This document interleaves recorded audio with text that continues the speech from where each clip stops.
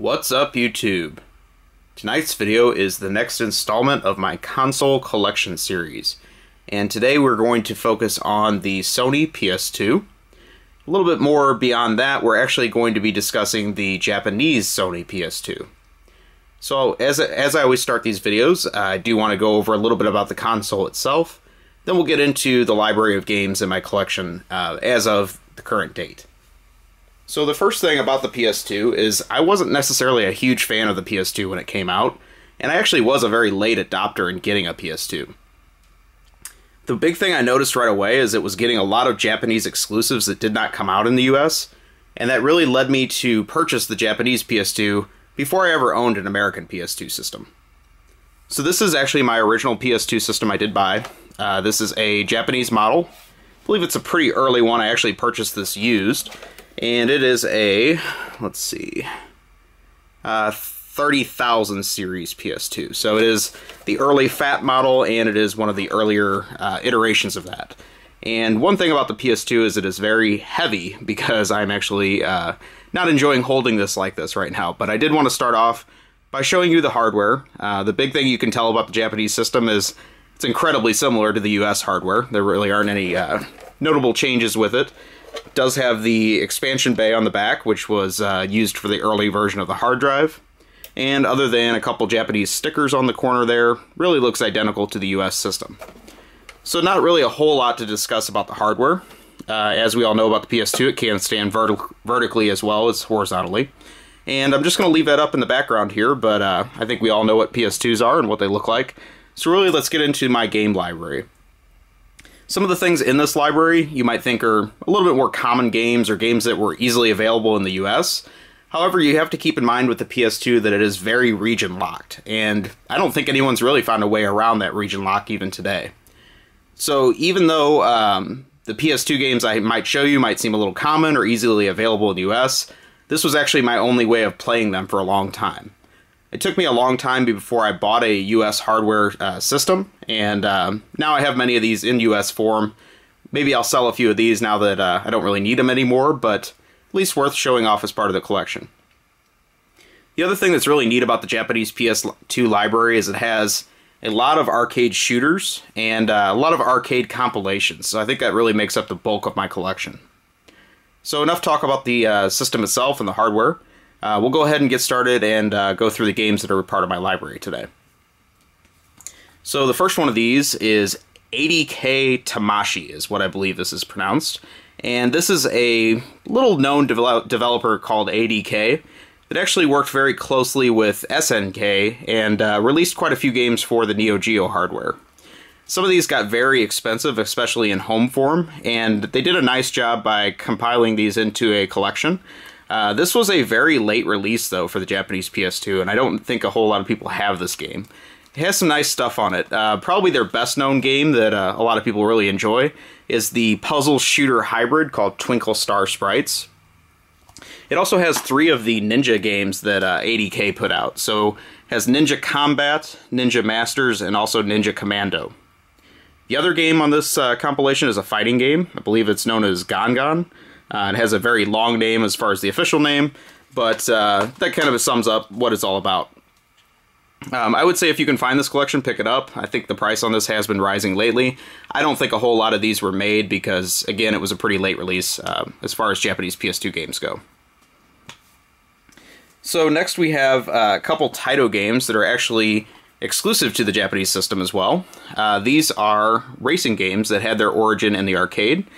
Some people know this series as Battle Gear, some people know it as Side by Side. Essentially, it was a early drift racing game that was very arcade-oriented. And this is the first one of those that came out for the PS2. This is Battle Gear 2. It was a pretty early release, so graphics are a little bit okay. It's very simplistic, it's arcade fun. I think there was a way to link up your scores to the arcade game in this version. But not very deep, and just a good, fun game you're probably not going to play a whole very long time. I also got the sequel to that. That is Battle Gear 3, and it actually came in this deluxe box. This is pretty cool. The one thing that makes this version unique is it came with a key in the box, actually. That key could be used whenever you wanted to take your save file and transfer that to the arcade. I think there were some features that were exclusive to the arcade game. You could swap back and forth with your PS2 home version.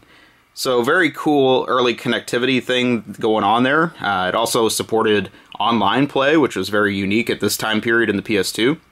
However, none of that was available to us in the US. I never saw a Battle Gear 3 arcade machine in the US. I'm not saying they don't exist, but certainly not a common cabinet to find. So I never got to try out any of these cool extra features, and overall it's just a enhanced version of Battle Gear 2.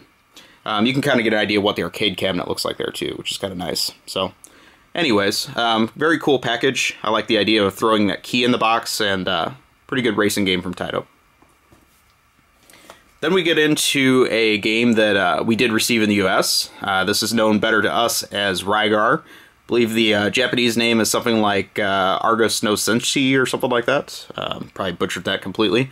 I don't generally like these 3D action games, especially games that were traditionally 2D and they brought them out in 3D. This game I actually got kind of hooked on. I played this game quite a bit. I don't know if it would stand up today, but when I bought this game when it came out, it was actually a really neat game. So probably should be worth trying again at some point. The other thing I have a lot of in my collection is this series of games, and this is the Sega Ages 2500 series. 2500 just means the price of these games. They were 2,500 yen, which was traditionally about half the price of a typical PS2 game, maybe even less than half the price. There were several chapters of this series, so you can see this one is chapter or volume 14, and they were all based on classic Sega arcade games. So the early chapters in this were actually remakes that were designed for the PS2. The one thing I'll say about these is many of these were done very low budget and not necessarily by Sega themselves, so the quality on them is pretty hit and miss. The later chapters are a lot more interesting, and we'll talk about some of those as we get to them. This one is for Sega's game Alien Syndrome, and I can say it's okay. It definitely doesn't look that hot, but it's got some decent gameplay to it. So again, a lot of these you can pick up very cheap even now in used form, and some of them are worth a look just to see how they are. The next one I have here is one I would consider an absolute must-own on the Japanese PS2. Again, I'm going to butcher the Japanese name of this, but we all know this game as a Castlevania series. And this is actually the original arcade game that is part of that series loosely. It was never called a Castlevania game, but it is known in the US as Haunted Castle. And in the Japanese it was, oh gosh, Akamaju no Dracula, something, yeah. So anyway, extremely difficult game, known as one of the most hard-as-nails arcade games. As far as I know, this is the only home port of this game that was ever released, and definitely a very cool thing to have for the Japanese PS2s. Kind of lazy, because they really only included that one game. However, they threw in some cool extras with this, so I don't know if you can see that at the bottom. But in this pack of re-releases, you got things like a trading card, a detailed strategy guide, which mine I think still has a sticker closing it. I think there's a CD in here too, maybe a music soundtrack, something like that. I never opened it up, so I couldn't tell you. But the game itself, certainly played a lot, and it has that cool 100 yen logo on the disc, just to remind you of its arcade origins. So this series, yeah, I totally forgot the name of this series. They were put out by this company Hamster, and again, very low budget, but these were cheap and easily, available whenever they came out. I think this is another game that's getting more difficult to find now, and certainly a welcome addition to the PS2 library. I've played this game quite a bit, and I think I can make it to stage 3, maybe 4. It's incredibly hard, so definitely well worth a look if you're a Castlevania fan. The next one I got is an exclusive for the Japanese PS2, and it is Akira Psycho Ball. It is just exactly that. It's a pinball game based on the franchise, so kind of a unique title. This game was made by Kaze, who produced a lot of other pinball games for US and Japanese systems. Some of those you would know would be like Last Gladiators on the Saturn, and even the Power Rangers pinball was a Kaze game. This one's okay. Looks pretty decent as far as graphics-wise. Definitely has a lot of the typical Kaze style, and I don't know, I guess if you're a big fan of Akira, you'd probably really like this game. I don't really know the backstory of it too much other than, you know, just the basics of the movie, so couldn't really tell you a whole lot about it, but I think this game is a decent pickup. This game was designed, or was intended to be released in the US, and I think Jaleco was going to publish it, but whenever they closed their US arm, it was one of the games that kind of fell by the wayside, so we never got this in the US, and if you ever see this, it's worth taking a look. Alright, the next one is another piece of the Sega Ages 2500 series. This is Bonanza Brothers, which is a lesser-known Sega arcade game. I think this is the one that has two of the different Bonanza Brother games inside of it. I think this one's one of the ones that is straight ports of the arcade version. I haven't played this one for so long, I'm kind of a little rusty on that, but if you do like Bonanza Brothers, it's decent. Kind of co-op, weird, wacky action games. Didn't really hold my attention for too long, but worth a look at least. This next one was released in the US, however I don't think it sold very well, and that is the game known as Bujingai. This was a collaboration between Taito and Red. Red being the company that's probably best known for producing the Bonk games. And again, I don't really like 3D action games, but this game has a fantastic style to it. Very easy to play, camera's not too terrible, and it has this very feminine looking star of the game, who apparently was a major star in Japan called Gakt. I don't know a whole lot about his backstory, but that was actually one of the selling points of this game, is that it starred Gakt. So, whatever about that, but definitely a solid action game and well worth a look. Next we have one of the Contra games that we did receive in the US. My memory is again slipping me. I think this was Contra Shattered Spirits in the US. It's known as Shin Contra in Japan. And this one was a good tribute to the original Contra style. I think they got back to some of the original Contra traits. Some of those early Contra games that went 3D in the PS1 generation were really terrible, so this was a nice return to form. I think if anything, this game was too hard for people, and maybe that's what turned them off, but I enjoyed this game, what I played of it. The next one here I have not played a whole lot. This is another Japanese exclusive, and it is known as DNA, or Dark Native Apostle. This was a Hudson Soft action game, and not really their typical style. One of the other things that's notable about this is this was one of the first games to feature cel-shaded graphics, and I know that style got very overused there for a period in the early 2000s, but this game was pretty revolutionary for doing that style at the time. I've heard some mixed reviews of this game. I think, again, you know, Hudson didn't really have a huge budget to create this, but probably still worth a look, and maybe one I should return to and give another shot. Next we have one of the shooters, of which I do have many in my collection, and this is Dodonpachi Daioju, I believe is how it's pronounced. There's been several sequels and revisions to that released on systems like the Xbox 360, but this was the first in that series.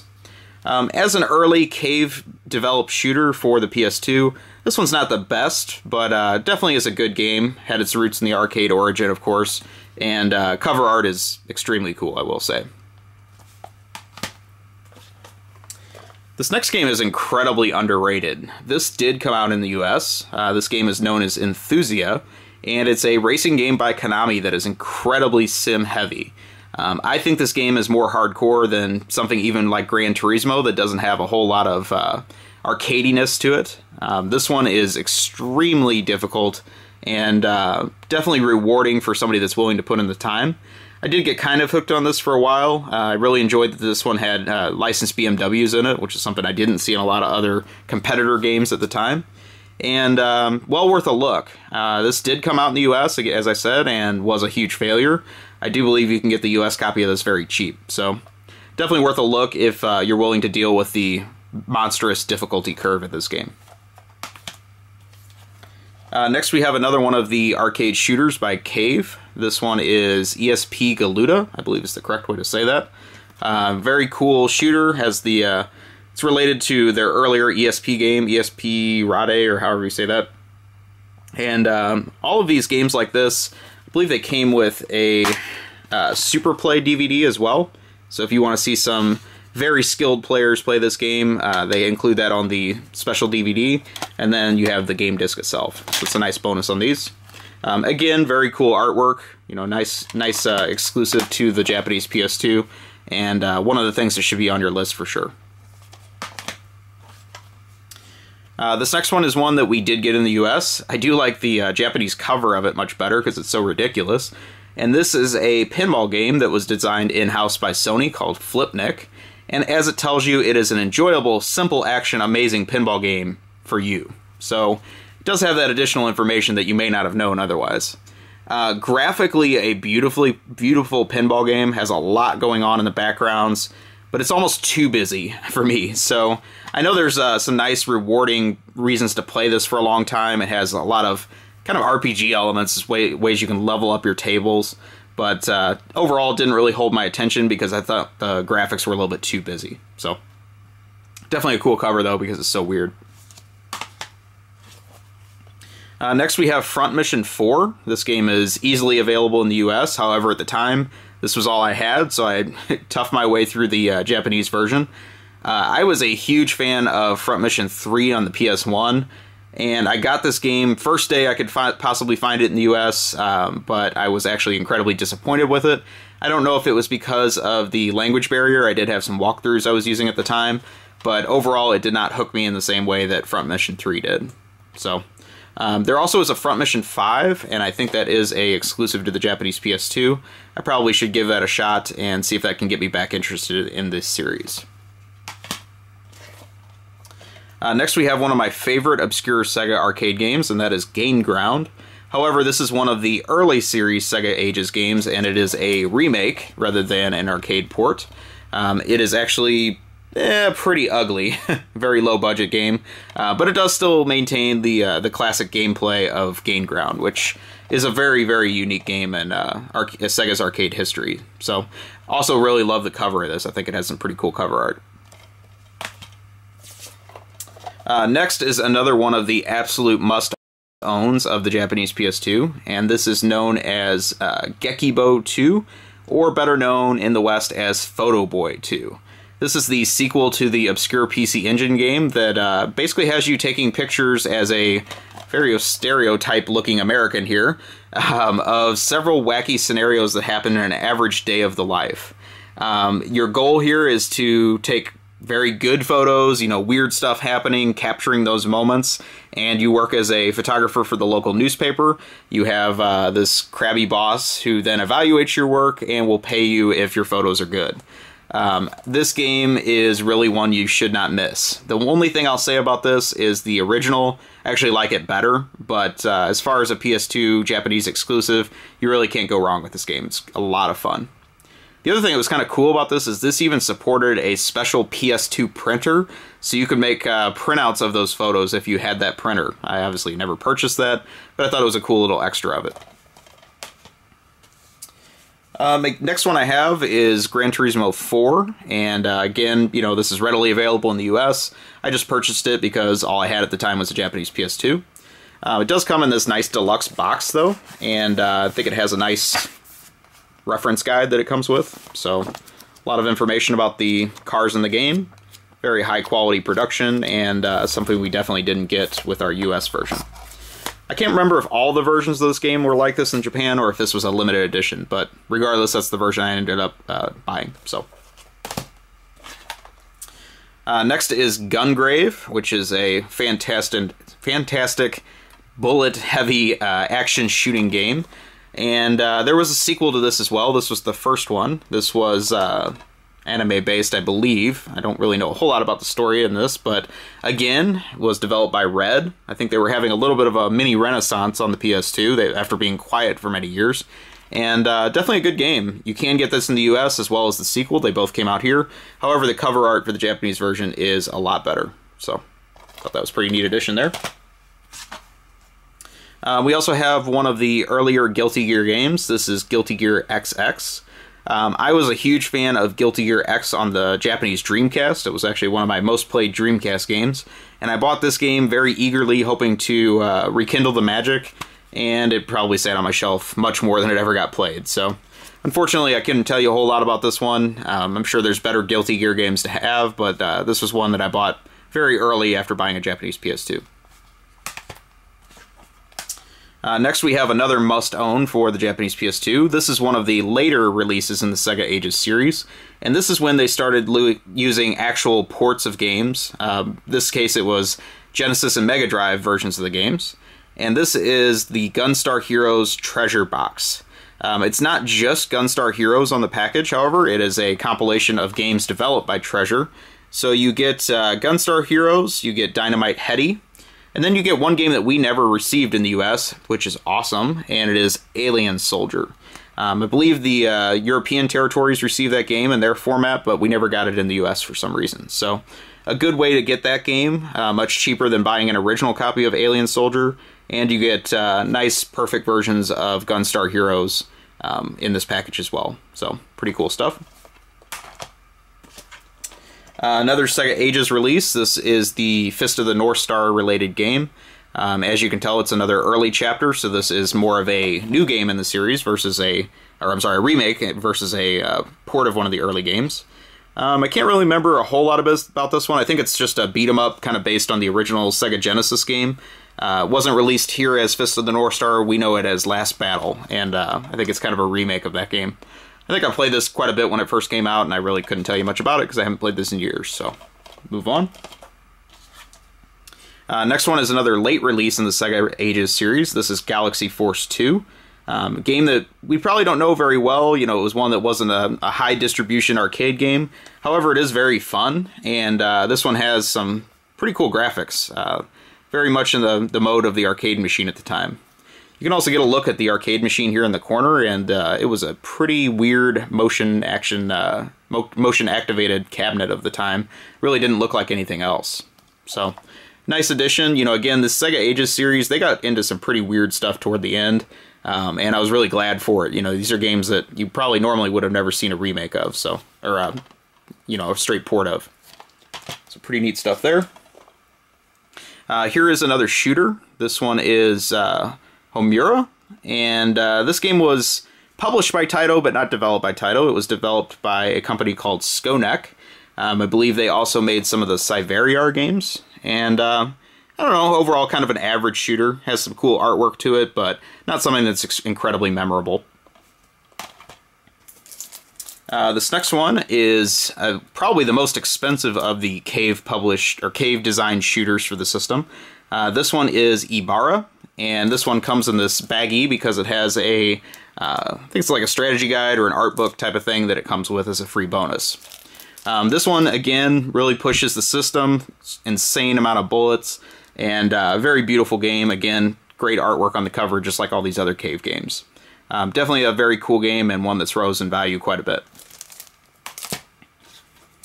Next one is one that I absolutely love. We did get this game in the US as known as Ribbit King, and the Japanese version is called like Kero Kero something Super DX. I forgot the rest of it, but it is Frog Golf. It's exactly what it is. Oh, there's the title, I'm sorry. Kero Kero King Super DX. Very, very cool game. You know, it's extremely wacky, very easy to pick up and play, good game to show off to your friends. And you do exactly that. You use a mallet and drive a frog as far as you can on a golf course. It's a lot more fun than it may seem, and it's some good wacky fun. This game came out again on the US as Ribbit King on the PS2 and US GameCube. So if you ever see that game, I highly recommend picking this game up. Next one we have is Klonoa 2. I can say I didn't enjoy it as much as the first one, however, it's still a very good game. Graphically, it's very colorful, which the PS2 could definitely use some more of. And yeah, very underrated series. I think this is a good entry in it.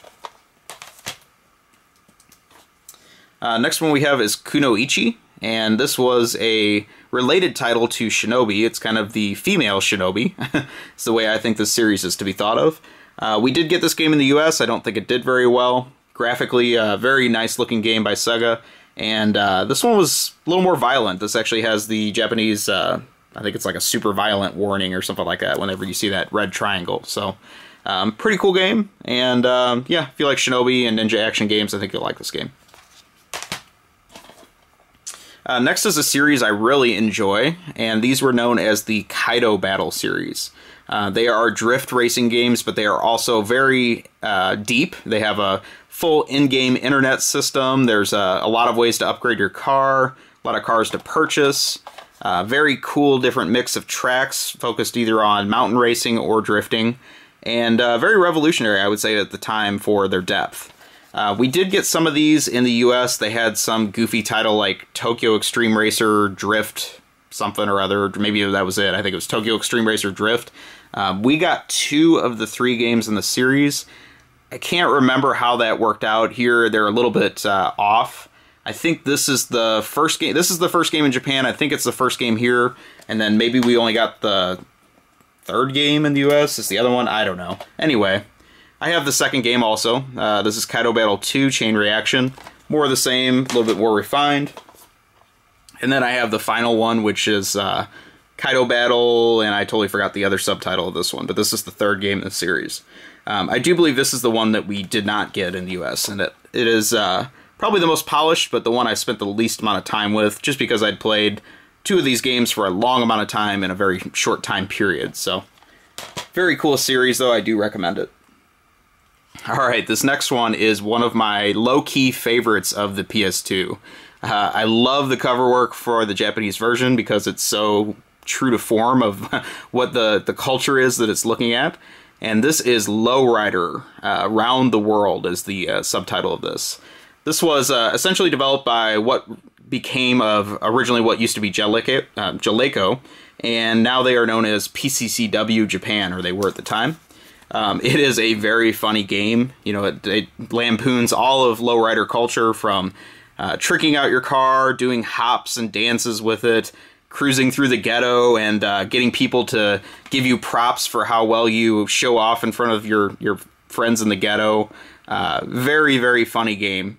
We did get this game in the US. They did censor some of that low-key content a little bit. When you play this game, I think you'll understand some of the stuff that's going on, but it's a really wacky game. Japanese artwork is way superior to the US version, and I highly recommend this game because it is cheap and it is a lot of lowbrow fun. Alright, so the next game I want to show you is another in the Sega Ages series. This is the Monster World Complete Collection. Again, very late release in the series. Super highly recommended. This has all of the Wonder Boy games as we usually know these in this collection. I believe there's 6 of them. It includes the Monster World 4 for the Sega Mega Drive that we never got in the US, that stars this girl character on the front. It is a very good game, and unfortunately it does have quite a bit of text in it, but it is still very fun and playable. And that game is incredibly expensive on the Mega Drive, so this is a much cheaper way to play that game, along with a lot of the other Wonder Boy and you know, games like this in this series. So, highly underrated series and very cool collection. Next we have another of the Cave-developed arcade shooters. I believe this is the last one I have in my collection. And this is Mushihime-sama. Basically, it's this girl that rides this giant bug thing that shoots. And yeah, very, very true to this cave style. Cool artwork. Recommended, just like all those other cave shooters. One of the really good reasons to pick up a Japanese PS2, because we got none of these games in the US, unfortunately.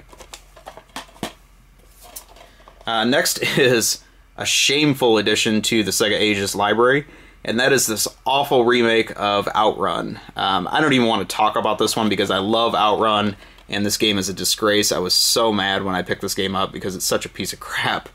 So, anyway, moving on. Next is the second game in the Parappa the Rapper series, which I really love the first game. This one is definitely not as good. You may have played the US version. I don't really think anything changed between the two, but definitely not anywhere near as innovative or fun as the first game in the series. Next is one I never even took out of the shrink wrap, apparently. That is Puyan. This is another one of those hamster arcade collections. Very early Konami game, and kind of cheap that they only put this one game on the collection. But again, you get all those freebies with it, you know, CD and strategy guide and artwork and all that kind of crap. So I guess that's what makes it a good value. I don't know. But I got this pretty cheap a few years ago. I have no idea what this is worth today, so whatever. We'll move on. I never opened it. Alright, then we have Raiden 3, part of that long-standing Raiden series. This one was developed by Moss. It was not developed by Seibu Kaihatsu, who made the early games of the series. I feel this one suffers a little bit. We did get this one in the US. You can pick up the US version pretty cheap, and really not a whole lot to talk about here. Then we have a game that we saw in the US as Magic Pengel, or Magic Pengel, however you say that. I believe this game was Rakugaki Okoku or something like that, was the Japanese title. Very cool, innovative game by Taito. Basically, it's a kind of Pokemon-ish, but you also draw your monsters before you take them into battle. And if you are a good artist, which I am not, this game probably would give you a lot of time to enjoy your creations. So, very innovative game for its time. I think this game sold decently well in Japan. And very cool watercolor artwork on the cover. Next is another one of those Sega Ages collections. I think this one's a cool one. This is SDI and Quartet. Both, again, very obscure Sega arcade games that they took the time to make a very quality package and brought these out as direct ports. These are games that probably most people never got a chance to play at home. Then we have the Shutoku Battle series games. These are known in the US as the Tokyo Extreme Racer games, not the Tokyo Extreme Racer Drift games, because those are Kaido Battle. Closely related, but not the same thing.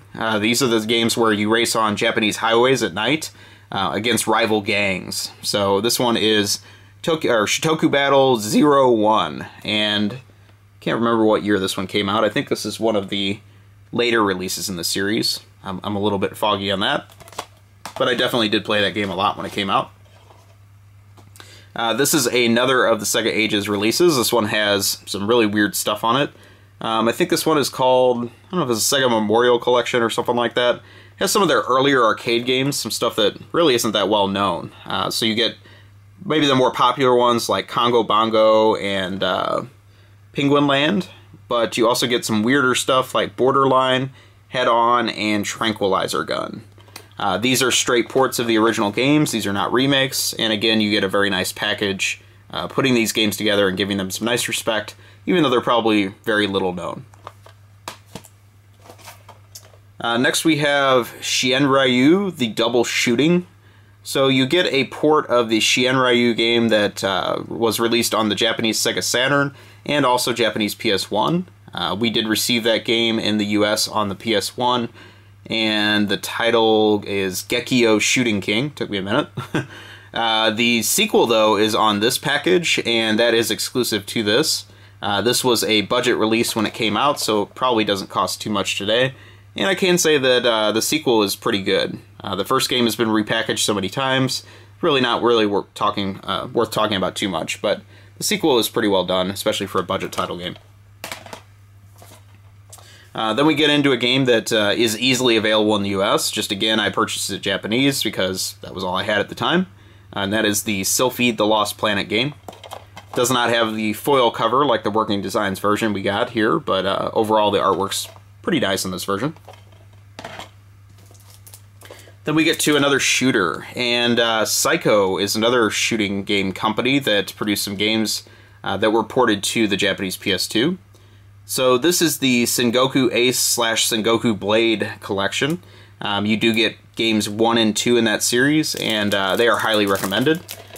Because Taito published this game, it also comes with this additional booklet that they attached with it, so it has some artwork and strategy for the game to help you out. Very cool games. One of these is horizontal, and one of them is vertical. It's kind of different that the sequels don't follow the same, or the first and second game don't follow the same format. That's one of the reasons why they changed the title a little bit. I think you also get one of those Super Play DVDs with this collection, too. Then we have another in the Psycho repackaged games published by Taito. We have Soul Divide and Dragon Blaze. Soul Divide we saw on the US PS1. It's not that good, but the other game on this package, Dragon Blaze, is awesome. Highly recommend picking this package up just for Dragon Blaze alone.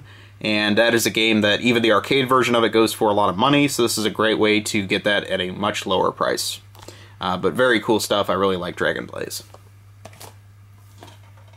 Then we get to a Taito Anniversary Pack for Space Invaders. We did not receive this one in the US for some reason, but this was a very cool tribute to the Space Invaders history. It's kind of like a Namco museum for Space Invaders, so it has a lot of great Taito history clips and like a walk-around arcade in this featured. It gives you all the original versions of Space Invaders, so Space Invaders 1, 2, overseas versions. It has more modern versions of Space Invaders included, and overall it was a very cool package. This, I think, was only like a 1,500 yen game in Japan. It was very cheap and well worth the investment for this. A nice tribute to this series. Then we have another Taito game, and this is essentially the spiritual successor to the Space Invader games, and that is Space Raiders. They tried to take the concept into semi-3D. It's still a shooting game, and it's very fun. We did get this game in the US on the PS2 and the GameCube, and I can definitely recommend this game as well. I've spent quite a bit of time playing this game. It's not extremely high budget, but it is very addictive. The gameplay is very true to Space Invaders, just brought up to a modern standard. Then we have another one of the shooting game collections that features Psycho arcade titles, and this one is for Strikers 1945, Part 1 and Part 2. I think both of those saw release on the PS1 and the Saturn, but this is a nice way to get both games combined into one pack. This next one is one I should probably get rid of because it's terrible, and that is one of the budget title games that was called The Taxi. I thought when I bought this it was going to be kind of like Crazy Taxi. I don't know why, but take away all the things that make Crazy Taxi crazy and actually fun, and you have The Taxi. Yeah, not very good. Then we have the Namco arcade drum game, Taiko no Tatsujin. This game is very heavy on Japanese theme songs, so I don't know, maybe I should probably get the US version just to see if some of the songs are a little more relatable. I have trouble playing this game because I don't know the songs that are featured in the game very well at all. They're very based on Japanese TV and anime culture, so I do like the concept of this game. I have played the arcade version of Taiko no Tatsujin, and it gave me the world's biggest blood blister that I had on my finger for about, 3 weeks. So be very careful if you ever find the arcade version of this game. It's dangerous. Physically dangerous. Alright, then we get to one of my favorite reasons to own a Japanese PS2, and that is the Taito Memories series. We received a few of these Taito collections in the US, as far as they were called the Taito Legends series, and really those are a mashup of what is contained in these Japanese ones. Each of these Japanese packs has 30 unique games to them, and they made 4 of them. So even if you purchase all of the variants of the US versions, you still don't get all of the games that are part of this series. So my recommendation is you need all 4 of the Japanese versions, and then you also need to buy the US versions because the US versions have some stuff that isn't on the Japanese versions. But overall, a great way to dive into Taito's rich history and get a ton of their arcade games at a low price. The thing that's kind of weird about the Japanese versions is they didn't number them part 1, 2, 3, and 4 because they came out in different batches. So there was a Taito Memories 1 and 2, and then there's a Taito Memories 2, 1 and 2. And this is the very first one, I believe. They all came with these additional booklets. Again, Taito was all about attaching these bonus booklets to their games, and just some extra artwork and pictures that you don't get in the regular manual. So this is the first one. I'm going to run through the other ones quickly because there's really not a whole lot to see in the packaging. This is the second one of the original run. Again, comes with one of those books. Then we have, as we said, Taito Memories 2, Part 1. That's the way I can think of this. Very similar packaging. You also get the book in the back. And the final chapter, which is Taito Memories 2, Part 2. This one does not have a book, and I think that's how it came. I don't believe I'm missing it, so I don't really know why this one didn't come with a book, but this was the final one released. Again, highly, highly recommend this series. You could enjoy just owning a Japanese PS2 playing nothing but these. Then we have another game I have not even opened, and that is Thunder Force 6. This one was developed, I think, by Sega and not by Technosoft, but maybe they just published it. I could be wrong about that. I did not hear the greatest things about this. I am a big Thunder Force fan, and so I bought this very eagerly. But then when I started reading some bad reviews on it, I guess that's why I never even opened it up. So probably should definitely give this a try and see if it's worthy entry in that series. Alright, we are down to the last two games. So early in the video I talked about a arcade collection that had Twinkle Star Sprites on it. This is actually another Twinkle Star Sprites game for the PS2, however this is a new entry, so it's a kind of refreshed version of Twinkle Star Sprites that is, I believe, exclusive to the PS2. Very cool package here. Again, has the very cool artwork that ties in with that series, and again it is a puzzle/shooting game hybrid. Alright, and we are to the last game in my Japanese PS2 library. Unfortunately, it's not one that is exclusive to the Japanese system, however, it does have a little bit better artwork, and that is Virtua Fighter 4 Evolution. I do like VF4, and the Evolution is the best version of that. The only thing that sucked about the US version of this is they put Greatest Hits artwork on the top. There is no non-Greatest Hits version of the US version. They considered the Evolution as a Greatest Hits to the original, which truly it's a standalone game. So I did purchase the Japanese version because I thought the artwork looked a lot better. So anyways, very cool fighting game, and really like the series, but I think this is one of the highlights of it. So that about does it. I know it was a long video. I hoped I didn't talk too much about the games in this library. Hopefully you enjoyed this video. I would appreciate it if you would like, comment, and subscribe. Let me know what you think. And we'll go ahead and wrap this up. Have a great day or night wherever you are, and I'll talk to you soon.